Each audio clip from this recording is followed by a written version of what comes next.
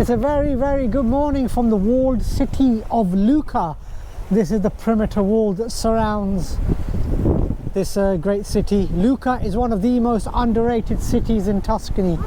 Often people go to the more famous ones, but Lucca is equal to those, if not better. I mean, look at this fantastic river flowing through here. The walled city, that is what a lot of people walk around, do laps, walk, run, whatever tickles your tackle really. That's what people can do. And let's get in to Lucca, the walled city.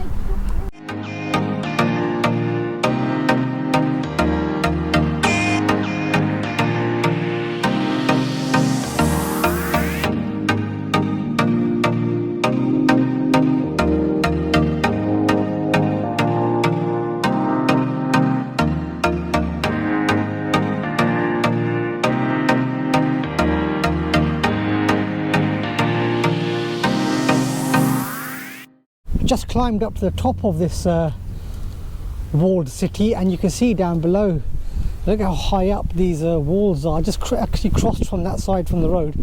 It was that river that we crossed, and walked in towards the walls, and crossed over here. And it is an amazing city so far. I haven't even ventured inside yet. It's just seeing it from the outside.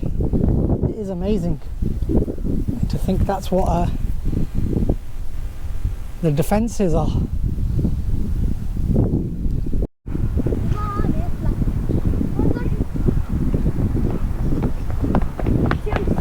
I'm at the Amphitheatro Romano square. It's actually an egg shape, actually. A quaint piazza Amphitheatro is called. Got one shop there, it's from 1954. Got a restaurant, 1865. You know, look at the amazing. It's not as vast as one that's seen in Siena, and you could probably walk around this one in a few minutes. But it's actually quite amazing. Right in the heart of Lucca, and this is a nice little piazza. A few souvenir shops, restaurants, pizzeria, ice cream, gelato shops, I should say, not ice cream. I was actually speaking to someone, they told me there's a method to making gelato as well. I think it uses more milk, I think, from what the lady was saying. But I'm not a master at these sorts of things. I don't make them myself, but amazing buildings, quaint restaurants, small restaurants, and a nice little piazza to be in. I just want to see, I do actually fancy some sort of dessert, maybe a cannoli, maybe an ice cream. I want to see what they've got over there. So let's have a look. There's actually that restaurant, amazing, 1865.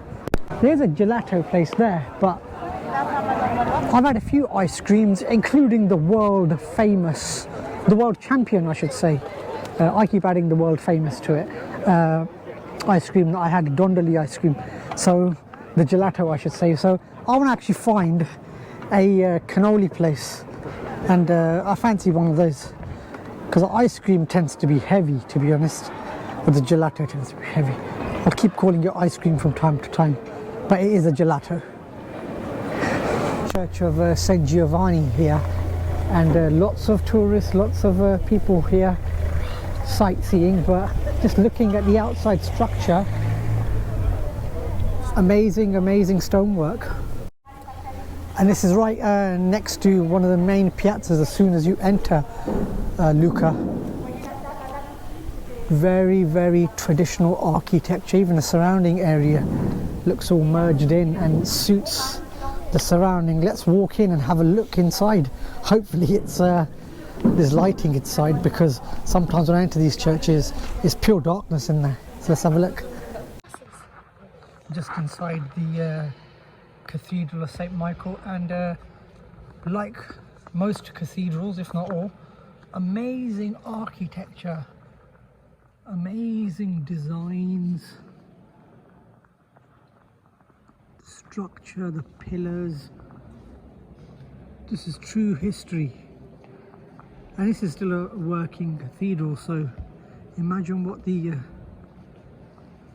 sermons here are like, with the priest standing here delivering his sermon. Amazing, amazing cathedral here. I did get a combined ticket in the ticket office that gives you access to another church and also to the museum and bell tower as well. But I'm just impressed with this cathedral. Look at the stonework. Amazing, amazing. Depictions of historical events. We've got Jesus' crucifixion here, being depicted here. Is that the Last Supper? Picture of the Last Supper, I guess.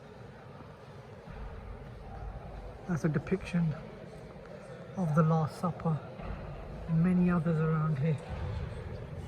It's amazing inside. Got electric candles here as well. That's the first I've seen. Normally they're matches ones, but you can still make your offering like you do normally, and whatever coins and notes that you want to give. But the candles are electric in this Cathedral of St. Michael. It's quite a amazing cathedral.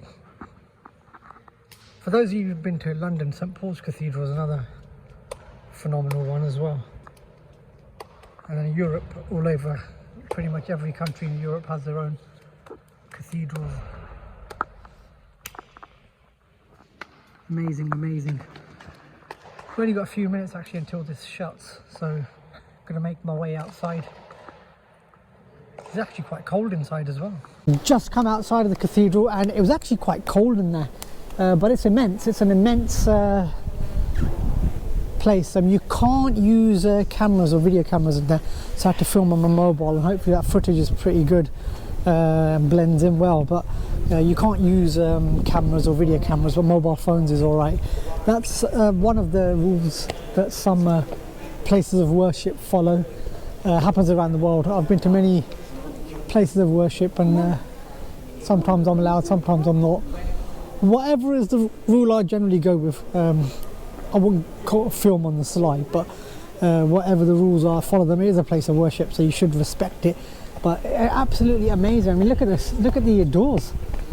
The doors have got to be about probably 10 meters high at least, maybe a bit bigger. But it's amazing, amazing structure.